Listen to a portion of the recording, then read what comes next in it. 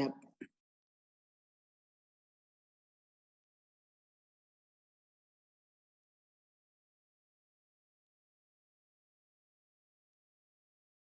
Baik, terima kasih, Kak. Jadi kronologi yang sebenarnya itu adalah bahwa setelah selesai acara di televisi tersebut tentang catatan demokrasi, di mana acaranya tentang Nikita versus Jaksa. Nah, apakah itu menghina persidangan atau tidak, itu sebenarnya kemarin permasalahan yang harus dibahas dalam acara tersebut. Nah, tapi setelah selesai acara itu Bang Sunan itu menghampiri Bang Biring. Nah, jika Bang Sunan mengatakan bahwa dia ingin niatnya bersalaman atau bagaimana, kita lihat berdasarkan video, kalau menurut pendapat saya Kak ya, itu sebenarnya bukan ingin bersalaman, malah ingin mengajak atau memancing emosi dari Bang Biring. Tapi walaupun saya mengatakan seperti itu, kita tanyalah nanti ahlinya, ahli yang bisa menjelaskan itu tentang gerak gaya tubuh dan ekspresi, apakah itu ingin mengajak salaman atau bukan. Nah, selanjutnya pada saat Bang Sunan menghampiri Bang Biring, itu Pak Surya Bakti Batubara yang merupakan tim kami juga langsung melerai, melerai agar tidak terjadilah permasalahan ataupun eh, kontak fisik dan sebagainya. Nah, setelah dilerai tersebut, ternyata Bang Sunan ini teriak-teriak gitu. Kamu kamu mukul saya gitu. Sembari dia mengelilingi meja dari acara tersebut. Nah, pada saat itu saya pribadi yang sudah melihat Pak Surya Bakti Batubara yang sudah terdorong dan sampai terjatuh ke bawah, saya ikut ke tengah untuk melerai. Nah, pada saat saya melerai antara Pak Surya Bakti Batubara dan teman-teman Bang Sunan menghampiri saya, memegang badan saya sambil mengejar Pak Surya Bakti Batubara terus. Nah, pada saat itu saya ada memegang lengan Bang Sunan sambil memeluk dia, sudah Bang, sudah Pak gitu. Ternyata ada kawan dari Bang Sunan ini, pria berkacamata agak gemuk, memakai pakaian berwarna abu-abu. Dia juga ikut memeluk Bang Sunan. Nah, saya kan memeluk Bang Sunan juga. Ternyata kawannya ini memeluk Bang Sunan juga, tepat berada di bawah tangan saya.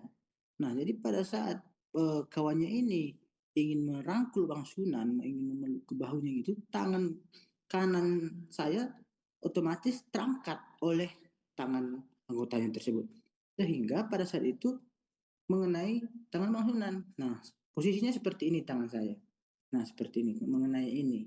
Nah, jadi setelah saya lihat beberapa video, ini dugaan saya Kak, apakah ini disengajakan oleh kawannya tersebut seolah-olah ini mengangkatkan tangannya saja sehingga tangan saya terangkat ke atas atau bagaimana? Itu nantilah kita lihat proses hukumnya yang sedang berjalan, di mana saya juga ada melaporkan Bang Sunan pun melaporkan saya. Nah, setelah kejadian tersebut, Bang Sunan langsung mengatakan kepada saya, lo mukul gue, anjing, dengan ucapan kata seperti itu.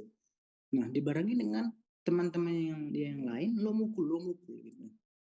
Nah, selanjutnya Kak, karena pada saat itu saya sudah tersudutkan dan saya pada saat itu juga ketakutan karena saya tidak pernah mengalami hal seperti itu. Nah, sehingga akhirnya saya meminta tolonglah kepada pihak televisi agar diputarkan CCTV ataupun video yang ada. Nah, pada saat itu pembawa acaranya memutarkan video dari handphone dia dan terlihat di situ saya tidak ada memukul. Nah, dan setelah itu nggak ada kan Bang, saya bilang sama pembawa acaranya. Ya udah kalau gitu abang minta maaf aja kata pembawa acaranya. Pada saat itu saya minta maaf. Saya minta maaf ya Pak, minta maaf ya Bang, saya bilang. Ternyata Bang Sunan tidak terima dengan permohonan maaf saya dan memaksa saya menyuruh agar membuatkan surat permohonan maaf. Lu buat surat permohonan maaf, kalau enggak lu nggak bisa keluar dari sini. Setelah lo buat surat permintaan maaf, saya sebagai laki-laki, saya bukan banci, saya berjanji saya tidak akan melaporkan kau ke polisi. Nah, itulah perkataan yang diucapkan Bang Sunan pada saat itu, sehingga berdasarkan hasil diskusi kami dengan pihak televisi, dibuatkanlah surat itu. Saya buatkanlah surat itu dengan keadaan terpaksa.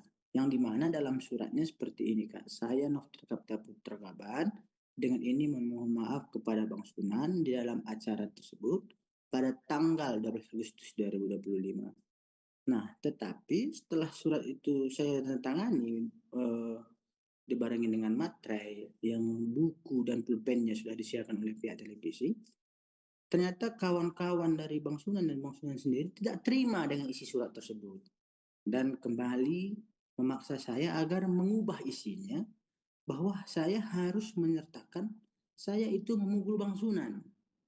Nah, pada saat itu saya tidak mau menulis seperti itu. Ya, enggak tadi saya pukul Bang. Kenapa saya harus menulis hal seperti itu? Ya udah, kalau lo nggak mau, lo nggak bisa keluar, kata Bang Sunan pada saat itu. Nah, sehingga diskusi lagi dengan pihak televisi, aku ubah lagi lah isi suratnya. Yang dimana isi suratnya pada saat melerai, tangan saya mengenai badan Bang Sunan. Nah, pada saat itu saya pikir sudah selesai, saya serahkan lagi suratnya kepada Bang Sunan, tetap juga ditolak. Bang Sunannya tidak mau dan kawan-kawan yang lain tidak mau. Alasan mereka, saya harus tetap menuliskan di dalam surat permohonan maaf itu agar saya mengakui bahwa saya telah memukul Bang Sunan. Nah, setelah itu tetap saya bertahan dan akhirnya berdiskusi lagi dengan pihak televisi. Nah, dengan tujuan ya udah nggak apa-apa, yang penting masalah ini selesai dan saya pun udah bisa pulang. Karena jujur Kak, pada saat itu saya ketakutan sekali. Akhirnya setelah diskusi dibuatkan lagi lah surat yang ketiga. Saya ubah lagi, saya tambahi lagi kata-katanya bahwa karena melerai selain mengenai badan, saya juga mengenai wajah dari Bang Sunan. Nah, saya pikirkan ini sudah selesai kemarin. Terus pada saat itu saya ingin pamit. Ya udah selesai. Aku pamit Bang ya, ini sama Bang Sunan. Tapi Bang Sunan itu nggak bisa. Kamu harus di sini. Gitu. Yang setelah itu saya ingin pergi pelan-pelan meninggalkan studio, tapi saya dikejar oleh Bang Sunan dan ditahan lagi saya di luar.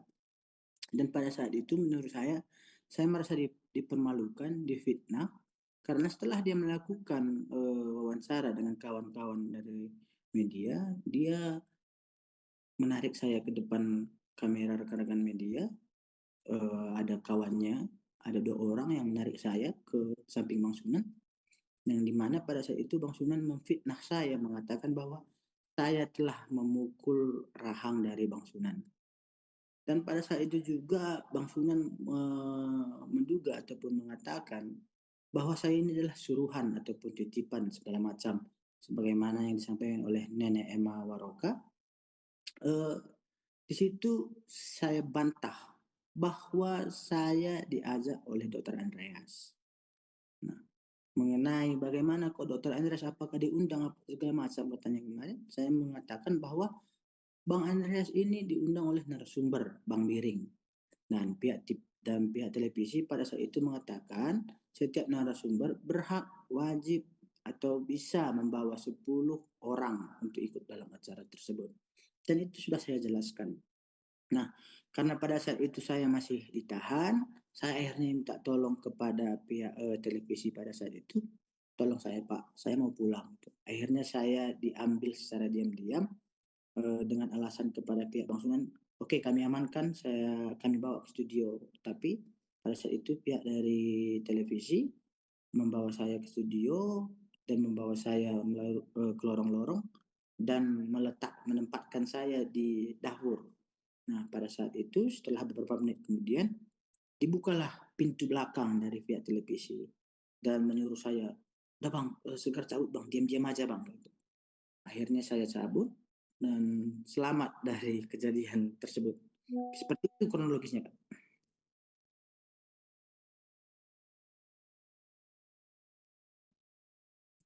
Ya, terhadap tuduhan ataupun persangkaan yang dilakukan Bang Sunan beserta senior-senior saya ya, PH-nya penasihat hukum Bang Sunan yang mengatakan bahwa kami menyerahkan dan Bang Sunan juga lah yang menghampiri saya gitu. Jadi kalau dituduh kami melakukan penyerangan itu sama sekali tidak ada dan jika memang Bang Sunan tetap berpendapat dengan apa yang disampaikannya silahkan saja. Terlebih-lebih Bang Sunan kan juga sudah membuat laporan Jadi siapa yang melapor, siapa yang menuduhkan, maka dialah yang harus membuktikan.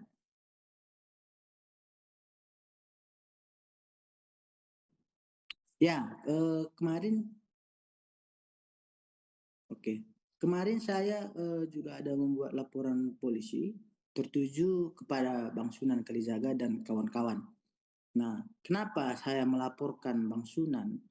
Karena Bang Sunan ini telah mengkhianati saya, telah melakukan ingkar janji kepada saya, karena yang saya pegang sampai dengan sekarang ya Kak, bahwa Bang Sunan mengatakan saya sebagai laki-laki, saya bukan banci, saya berjanji setelah kau buat surat permohonan maafmu ini, maka tidak akan ada saling lapor. Nah, ternyata eh, itu dijadikan sebagai salah satu bahan untuk melaporkan saya. Nah, jadi saya menganggap saya sudah dijebak dengan surat tersebut karena mungkin itu adalah dugaan saya ya, rencana dari Bang Sunan untuk melaporkan saya. Jadi saya laporkan balik.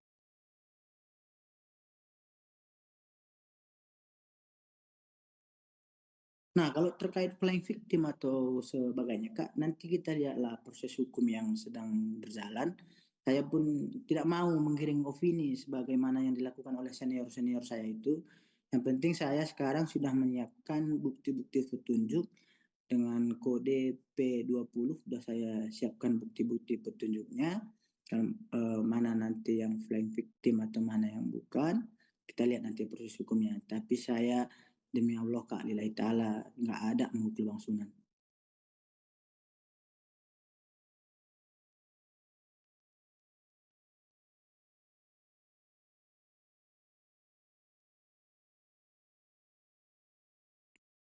Jujur kayak ini kan saya lagi di kampung karena kemarin beritanya langsung menyebar ke kampung ke orang tua. Jadi ditelepon bapak sama mama kemarin balik dulu. Ya udah nanti di sini kita cerita-cerita kata bapak dan mama. Nah, sekarang mental saya mungkin udah agak baik sedikit Kak. Nah, kalau terhadap permasalahan hukum yang sedang saya alami, sebenarnya saya kecewa terhadap senior-senior saya yang seolah-olah mendramatisir peristiwa hukum tersebut. Karena peristiwanya tidak begitu besar. Gitu. Itu antara advokat dengan advokat, ya biasa saja melakukan perdebatan seperti itu. Tapi kalau harus saling melapor kayak gini sebenarnya saya pribadi malu Kak. Tapi karena Bang Sunan yang duluan mengkhianati apa yang diucapkannya, mau tidak mau saya harus laporkan dia balik.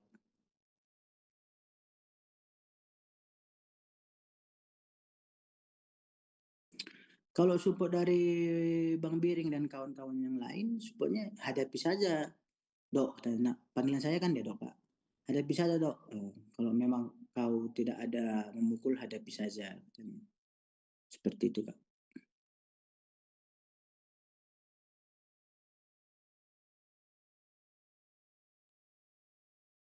Ya. Jadi untuk pesan pada Bang Sunan selaku senior saya juga di dalam advokat, eh, tolonglah Bang berikan contoh yang baik terhadap kami para junior-juniormu. Jangan menghalalkan segala cara untuk menggiring ini agar seolah-olah ini fakta yang sebenarnya atau menggiring opini seolah-olah bahwa ini yang terjadi gitu, yang dimana tidak sesuai dengan fakta yang ada. Dan terhadap para abang-abang saya, para senior saya yang merupakan penasihat hukum dari Bang Sunan, tolong juga agar cermatilah perkara ini. Tuh, jangan sampai gara-gara masalah kecil seperti ini kredibilitas kita sebagai advokat itu tercoreng.